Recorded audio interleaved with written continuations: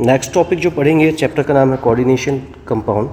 Coordination compound की बात करेंगे तो कोऑर्डिनेशन कंपाउंड जो होगा वो कॉन्सेप्चुअल चैप्टर भी है। इसमें आइसोमरिज्म से लेकर के फिजिकल प्रॉपर्टीज़, केमिकल प्रॉपर्टीज़, फिर मैग्नेटिक बिहेवियर, फिर इलेक्ट्रॉनिक कॉन्फ़िगरेशन, तो काफ़ी कॉन्सेप्चुअल चैप्टर है और अगर समझ जाएंगे तो काफ़ी इजी चैप्टर भी है।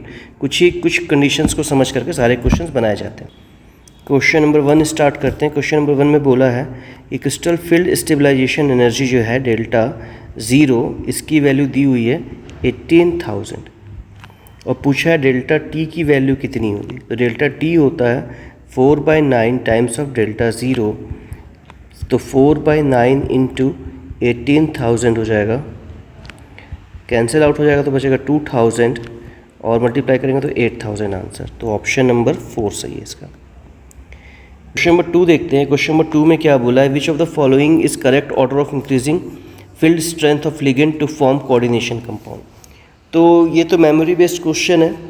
इस पे हम लोग को पता है कि हर एक जो लिगेंड होता है उसकी खुद की स्ट्रेंथ होती है कोऑर्डिनेशन कंपाउंड फॉर्म करने की, और जो ऑर्डर है उसको याद करना पड़ेगा। इस केस में जो ऑर्डर होगा सबसे ज़्यादा होगा SCN का, सॉरी सबसे कम होगा SCN का, तो जिसमें सबसे पहले SC मतलब ऑप्शन 2 या 3 में से, फिर फ्लोरीन, ये भी सही है।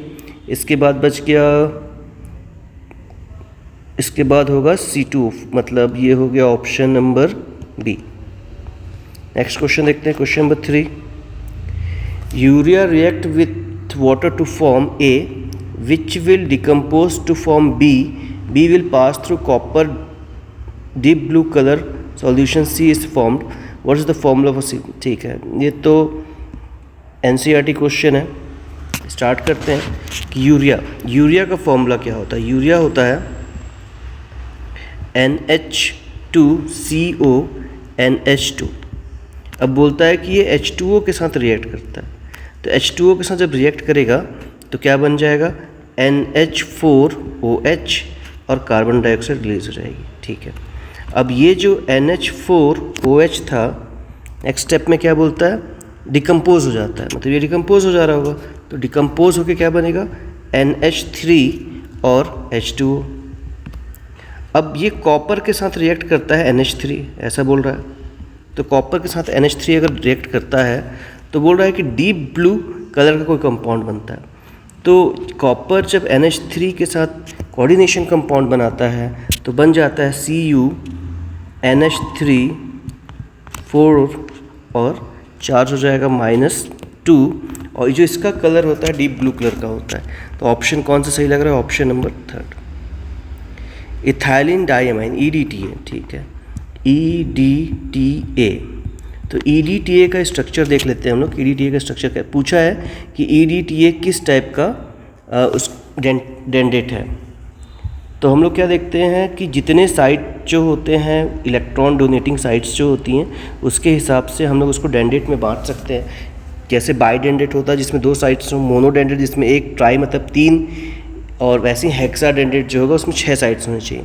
EDTA याद होगा, सिंपल सा क्वेश्चन है, तो हेक्सा डेंडेट है, ये तो कन्फर्म है। ठीक है, तो ऑप्शन नंबर 1 ही सही है। फिर भी एक बार उसका डायग्राम बना करके हम लोग देख सकते हैं कि हेक्साडेंडेट क्यों है। ठीक है, तो EDTA का स्ट्रक्चर देखते हैं हम लोग। तो याद करने का तरीका सिंपल है, CH2, फिर एक N इधर, एक N इधर, N के ऊपर 2 इलेक्ट्रॉन्स, इसके बाद आ जाएगा ऊपर में CH2 COO, CH2 COO, CH2 COO और CH2 COO। ठीक है, अब इसको नाम को समझते हैं, इसके नाम का क्या मतलब होता है। इथाइलिन डाई, तो ये 2 हो गया। एसीटेट, कितना एसीटेट है, 1 2 3 4, तो टेट्रा एसीटेट हो गया। अब जो N नाइट्रोजन है उसके पास 2 इलेक्ट्रॉन दिख रहे हैं यहाँ पर, 2 इलेक्ट्रॉन यहाँ, इस O के ऊपर नेगेटिव चार्ज होता है, तो कितने, एक साइड 1 2 3 4 5 6, इसके पास 6 ऐसे साइट होते हैं जिसको यूज़ करके वो कोऑर्डिनेशन कंपाउंड बना सकता है। इसीलिए EDTA जो होगा वो हेक्साडेंडेट होगा और इसमें 4 O एटम्स होंगे और 2 N एटम्स होंगे, मतलब ऑप्शन नंबर 1 सही है, बिल्कुल सही। क्वेश्चन नंबर 5 देखते हैं। 5th में बोला है कि मैच द लिस्ट 1 को लिस्ट 2 से मैच कराना है। ठीक है, देखिए इसको बनाने का बिल्कुल सिंपल सा तरीका होता है।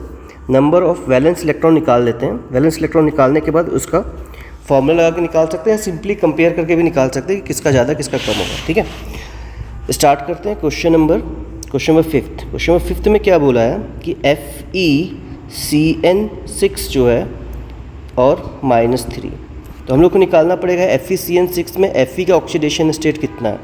ठीक है, तो Cn का होता है, Cn का हो जाता है -1, Fe का नहीं पता तो उसको मान लेता हूँ x, और टोटल चार्ज कितना है -3।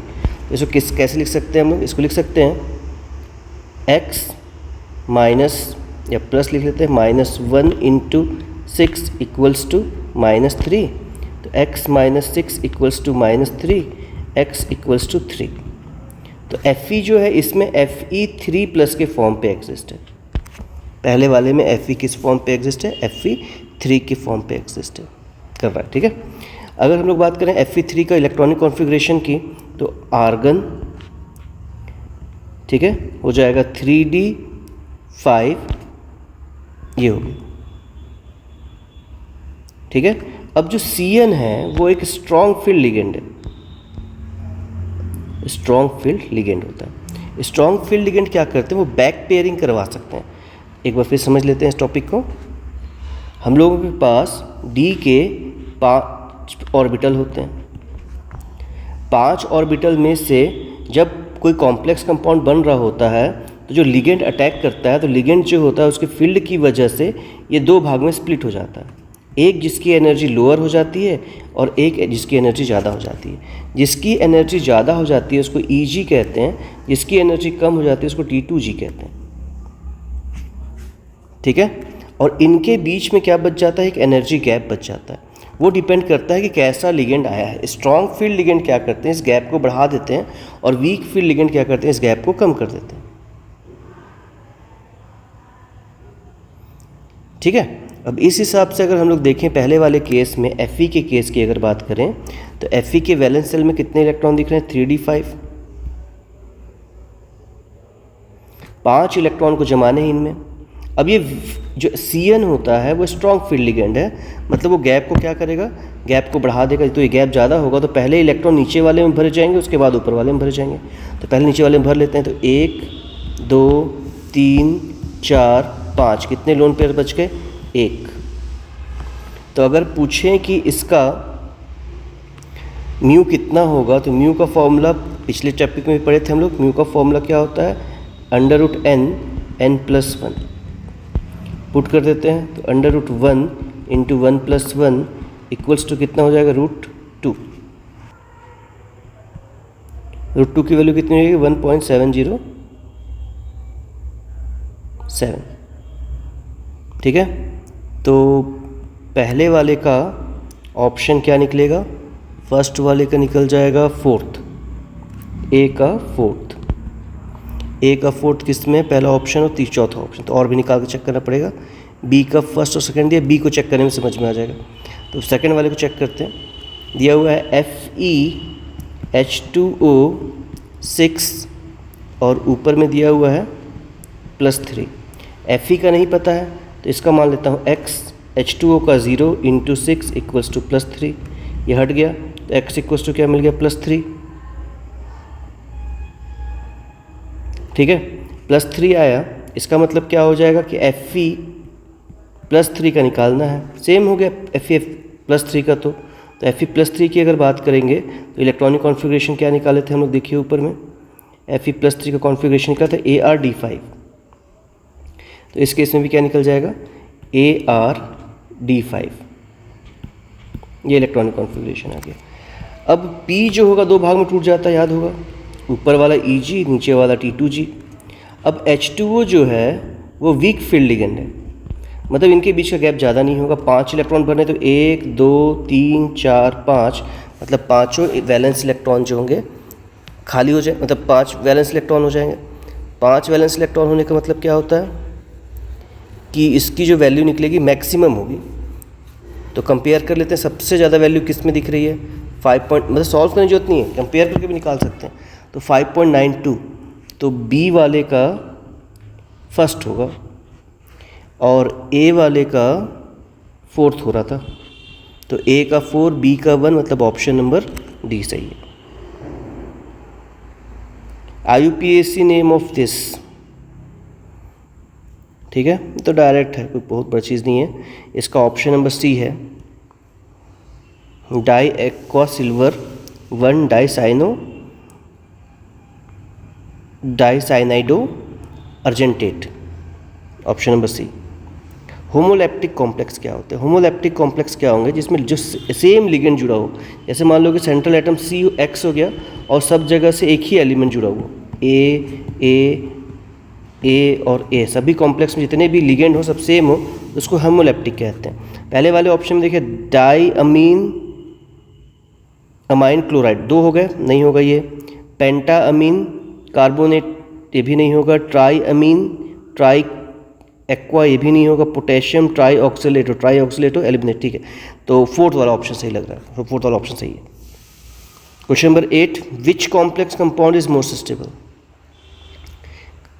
ठीक है।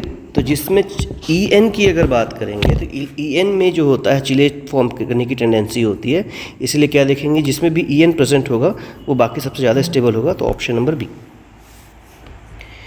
Which of the following form a set of complex and double salt. Complex और डबल सॉल्ट में क्या अंतर होता है? कॉम्प्लेक्स कंपाउंड जो होते हैं वो अपने दिए हुए आयंस में नहीं टूट पाते, जबकि डबल सॉल्ट की बात करेंगे वो अपने दिए हुए कॉम्प्लेक्स में टूट जाता है। तो पूछा है कि पहले जो है डबल सॉल्ट कौन सा हो उसका, और ऑप्शन नंबर 3 ये KAlSO4 ट्वाइस 12H2 है, जो LM के नाम से भी जानते हैं हम लोग उसको, ठीक है, फिटकिरी। क्वेश्चन पूछा है type of isomerism exhibit by CrO6Cl CrH2O5Cl Cl2H2O and value of coordination number दोनों निकालना, ठीक है। तो क्वेश्चन को देख डायरेक्ट पता चल रहा है कि कौन सा ऑक्सीडेशन स्टेट शो करेंगे।